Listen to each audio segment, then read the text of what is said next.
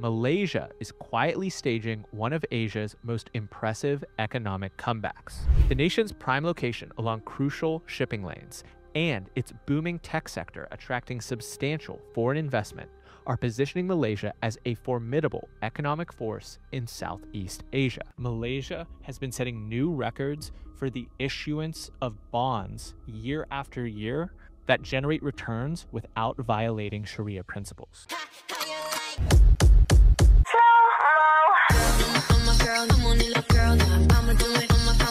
Assalamualaikum, Elsa di sini. Hai guys, hai semua halo tetangga. Gimana kabar teman-teman semua? Semoga sehat selalu, semoga bahagia selalu. Semoga hari teman-teman semua selalu good day. Selamat datang di channel YouTube Elsa Widianti Putri. Hari ini kita akan mereaction tentang video dari channel Aaron Watson. Mengapa Amerika Serikat dan Tiongkok sama-sama memerlukan negara Malaysia? Nanti kita lihat penjelasan dari Aaron. Tapi sebelum dimulai video reactionnya, seperti biasa aku mau ngajakin teman-teman semua dulu untuk subscribe channel ini dan aktifkan lonceng notifikasinya supaya tidak ketinggalan updatean terbaru dari channel ini. Dan bagi teman-teman yang mau request bisa banget DM di Instagram aku di @elsa_widianti_putri. Tanpa berlama-lama, tanpa membuang masa, jom kita mulai video reactionnya. Are you ready? Let's go. While the world watches China and India, Malaysia is quietly staging one of Asia's most impressive economic comebacks. The nation's prime location along crucial shipping lanes and its booming tech sector attracting substantial foreign investment are positioning Malaysia as a formidable economic force in Southeast Asia.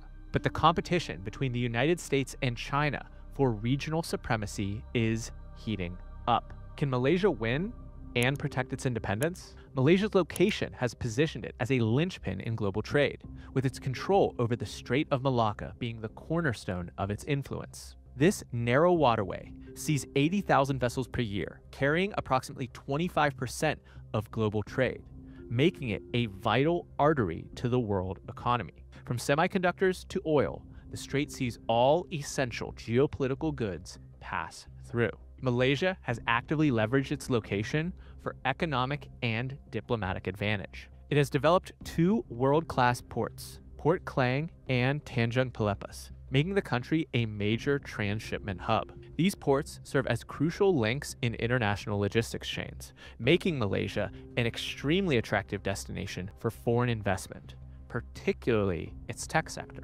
But to maintain its economic gains, Malaysia must maintain an equilibrium between the US-China rivalry, which has become increasingly difficult as the world polarizes. This approach is rooted in the country's historical commitment to non-alignment, allowing Malaysia to preserve its sovereignty and economic interests. But China has been Malaysia's largest trading partner for 15 consecutive years, with bilateral trade reaching $212 billion in 2024.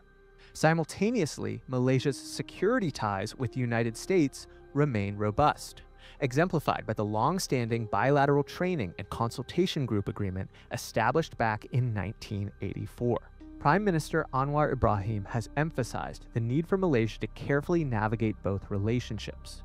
But critics point to Malaysia's involvement in Chinese-funded Belt and Road infrastructure projects in pursuit of economic development.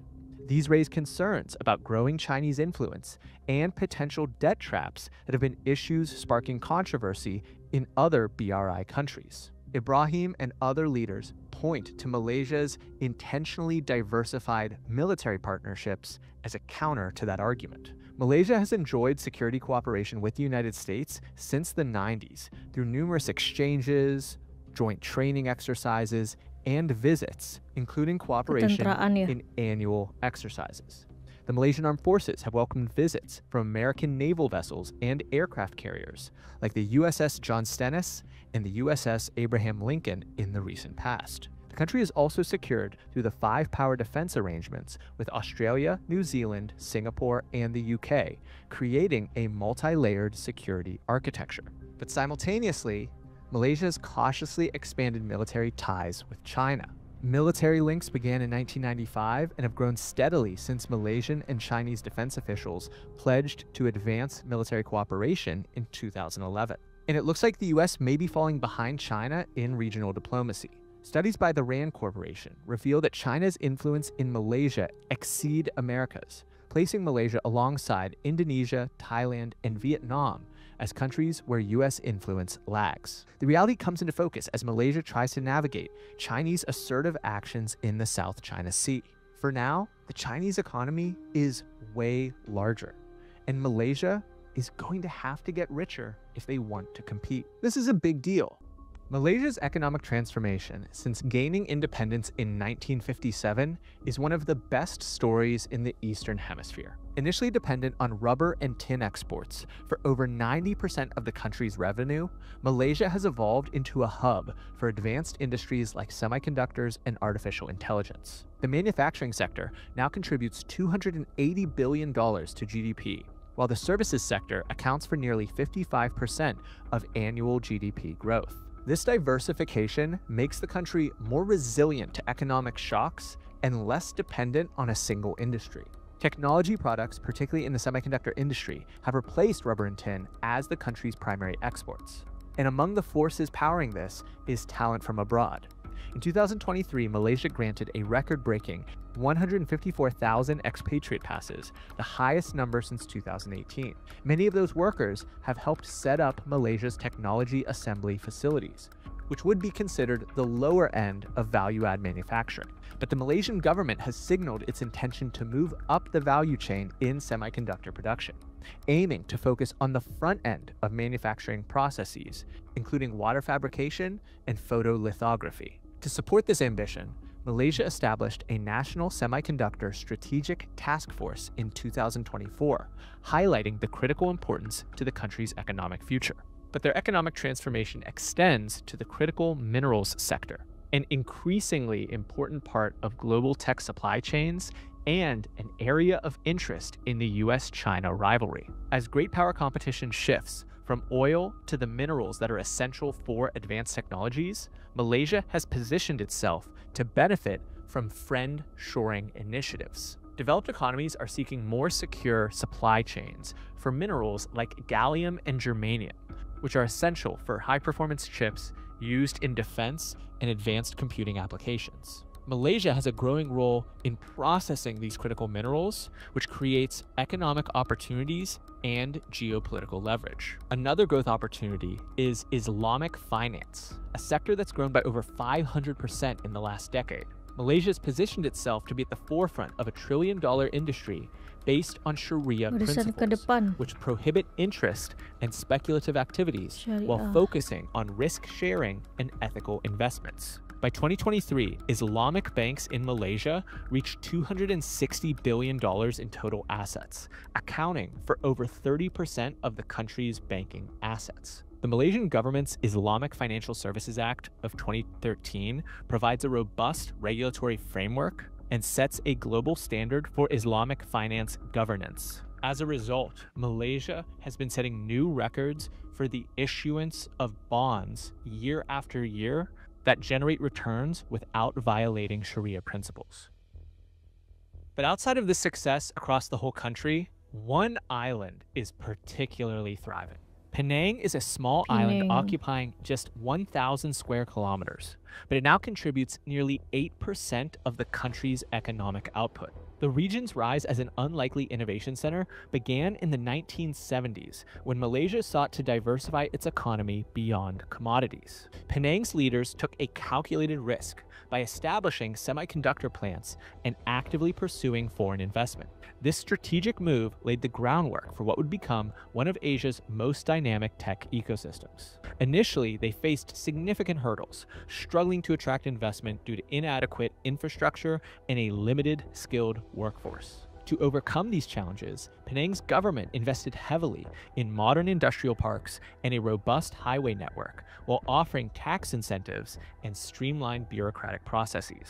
Decades later, the state has become renowned for high-end processes like wafer fabrication and integrated circuit design, and the state now accounts for 5% of global semiconductor exports. By 2023, Penang attracted over $13 billion in foreign direct investment, partially powered by its cost effectiveness compared to other tech hubs. Their lower costs of labor and well-developed infrastructure have led American semiconductor companies to maintain and expand operations within Malaysia. Intel, whose first facility was Intel, established in Penang in AMD. 1972, announced in 2021 a $7 billion investment to build a chip packaging and testing factory. Similarly, Global Foundries opened a hub in Penang to support its global manufacturing operations, while German chipmaker Infineon announced plans for a third wafer fabrication module in Kulim. As part of a larger national strategy, the Malaysian government is committed to building upon Penang's achievements. Plans are underway to train an additional 60,000 high-skilled local semiconductor engineers to address labor shortages and support the growth of the tech industry nationwide. And get this, the country now produces more engineering graduates per capita than the United States and Germany. This pragmatic approach to economic development and superpower competition is allowing Malaysia to position itself as an alternative production hub for companies looking to diversify out of China.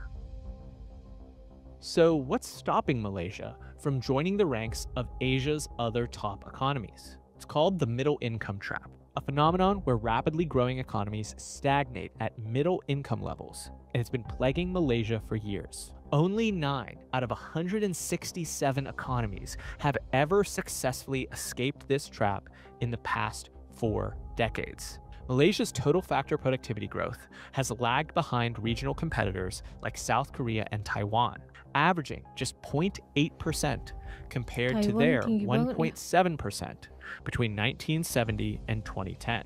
Corruption's impact compound these issues. High-profile cases like the 1MDB scandal have tarnished Malaysia's reputation. In response, the government established the Malaysian Anti-Corruption Commission to investigate and combat graft. While poverty reduction efforts have achieved some success, bridging the gap between wealthy and the middle class has proven more challenging. Efforts to streamline bureaucracy, improve education, and foster a more competitive business environment are underway, but they will need to be well executed for Malaysia to have a chance of becoming the 10th country to escape middle income.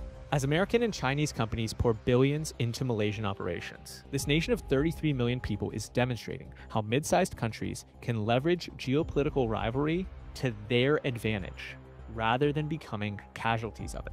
In tomorrow's Asia, the countries that prosper won't be those that choose sides in the US-China rivalry, but those like Malaysia that make themselves indispensable to both. Amerika, Tiongkok, kita tahu kemajuan mereka juga sangatlah signifikan, banyak banget brand-brand yang dihasilkan dari negara tersebut gitu. Tapi tidak dapat dipungkiri bahwa Malaysia menjadi bagian yang diperlukan atau penting bagi kedua negara ini untuk melaburkan brand mereka atau investasi mereka gitu. Ada Intel, ada Infineon, ada AMD gitu dan sebagainya gitu. Dan bahkan ada Apple juga. Sebagai orang Malaysia, saya merasa seperti hidup di bawah batu seperti Patrick. Saya baru tahu informasi ini. Senang mengetahui bahwa negara saya terus maju dan menjadi jauh lebih baik. Semoga kasus suap di Malaysia semakin berkurang. Kalau kasus rasuah di Malaysia itu tidak setinggi negara-negara yang di Asia Tenggara lainnya gitu loh. Dan ya, kasus rasuah itu memang yang paling susah untuk dibasmi sih kayaknya ya guys. PM Malaysia benar tidak ada yang bisa mendikte apa yang dilakukan ASEAN, karena semua negara memiliki hak berdaulat dan sah untuk terlibat dan melakukan apapun yang mereka inginkan sesuai dengan kepentingan nasional dan rakyat mereka sendiri. Dan tadi juga membahas sektor keuangan syariah ya guys. Kalau dilihat memang dari tahun ke tahunnya peningkatannya sangat-sangatlah signifikan gitu guys. Tadi meningkat sekitar 11% ya. Setiap negara ASEAN memegang hak berdaulat untuk menentukan arah tindakannya terlepas dari tekanan eksternal. Kepentingan nasional dan rakyat harus diutamakan. Betul banget, kepentingan rakyat haruslah diutamakan dan setiap negara bebas untuk terlibat sesuai dengan keinginannya. Tidak seorang pun boleh memberitahu mereka. Kalau dilihat-lihat di video ini, sebenarnya setiap negara pastinya saling memerlukan satu sama lain untuk meningkatkan bisnisnya, untuk mencari tempat melaburkan bisnisnya. Sebenarnya juga antara Tiongkok, Malaysia, Amerika Serikat dengan Malaysia itu juga sama-sama memerlukan juga gitu. Tapi bagaimana menurut teman-teman? Boleh komen aja di bawah tentang pendapat mengapa Amerika Serikat dan Tiongkok sama-sama memerlukan negara Malaysia. Boleh komen aja di bawah. Untuk video kali ini cukup sekian. Bagi teman-teman yang suka sama video ini, jangan lupa untuk like, komen, dan subscribe. Dan kita ketemu di next video. Bye-bye. Assalamualaikum.